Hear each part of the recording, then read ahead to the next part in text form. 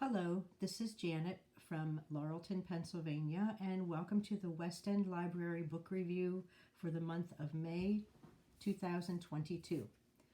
This month's book review will be The View from Alameda Island by Robin Carr.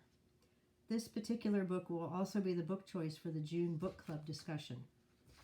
Robin Carr is a very popular author, but for me, that was the first novel I read written by Robin. The View is basically a love story with a lot of family dynamics involved, divorce, and abuse. The review I read about this fiction novel remarked how it differed from Robin's normal genre because of the domestic abuse involved in the storyline. The main character is Lauren, and the story begins on Lauren's 24th wedding anniversary, and she is contemplating divorcing her very successful and affluent surgeon husband. Lauren's husband, Brad, presented to be a pillar in society with his prominent surgical practice, their amazing home where Brad likes to entertain a lot to show off his successful life, socially prominent friends, and his over-willingness to donate monies to charities. Lauren and Brad have two daughters who are older, one attending college, the other attending law school. The day that Lauren has decided to pursue seeking legal advice regarding filing for divorce, she stops at a church which has beautiful gardens. The gentleman who takes care of the gardens happens to be there, and they talk about the beauty and serenity of the gardens and landscaping. What does begin to come out is how, for their entire married life, Brad has been verbally, mentally, and physically abusive to Lauren. He had not hit her, but does pinch her hard in areas that others will not be able to see the aftermath. Lauren's sister, Beth, was very supportive of her, as well as Beth's husband, who was a police officer.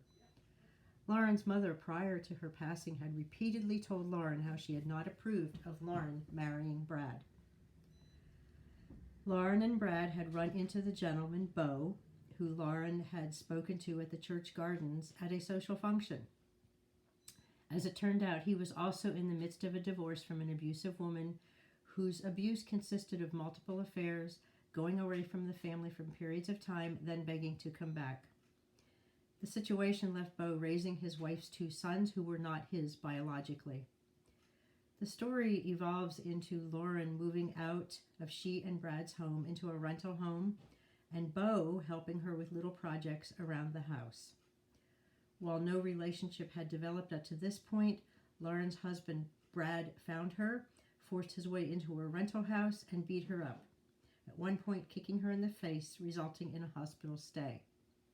Brad is arrested and in jail overnight for assaulting Lauren, and at the same time, his surgical practice begins to falter. Apparently, in the past, he had covertly assaulted two other people who came forward. Blaming Lauren for all of his dire consequences, he continues to try to lure her back, thinking all will be well if she does come back. In the meantime, Beau's estranged wife makes attempts at reconciliation without success. At one point, Beau's landscape business work truck is blown up. All fingers point to Brad, Lauren's husband, but in the end, the person involved is discovered. After several situations requiring police intervention into their children's lives, the truth comes out, but not without Brad attempting to make a final stand to get Lauren back home. The ending to The View from Alameda County is fairly predictable, but the journey is one which a lot of folks can relate to. Betrayal, deceit, staying in long-term relationships to no avail, and more importantly, the abuse that can and does take place in relationships. I certainly enjoyed this novel by Robin Carr and plan on reading others written by her.